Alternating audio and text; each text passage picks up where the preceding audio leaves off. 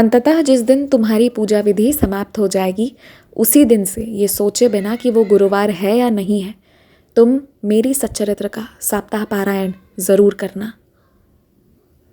तुम मेरी सच्चरित्र पढ़ो अथवा सुनो, जो भी करो, पर अंततः सप्ताह पारायण ज़रूर करना।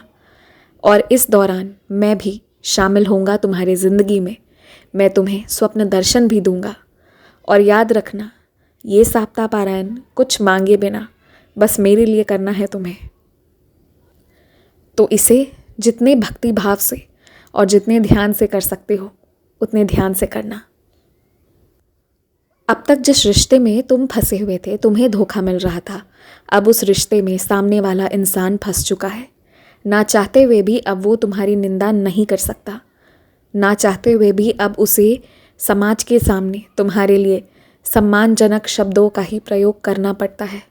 अब उन्हें तुम्हारा इज्जत बढ़ाना ही पड़ेगा। कोई तुम्हारे लिए नियत साफ रखे या ना रखे, इससे कोई फ़र्क नहीं पड़ता, क्योंकि होगा वही जो चाहूँगा मैं। मेरी मर्ज़ी के बिना एक तिनका तुम्हें छू नहीं सकता।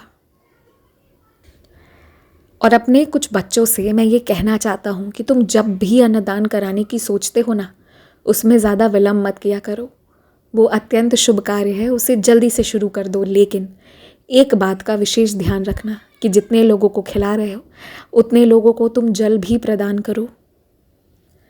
यूँ समझ लेना कि वो जल तुमने किसी इंसान को नहीं, अपने साईं को पिलाया है। तुमने दान धर्म के लिए जो भी पैसे निकाले हैं, यदि तुम्हें समझ नहीं आ रहा कि कहाँ से शुरू करना है, तो बस उसे तुम लाओ और मेरे चरणों में रखकर छोड़ दो। उसका सदुपयोग हो जाएगा।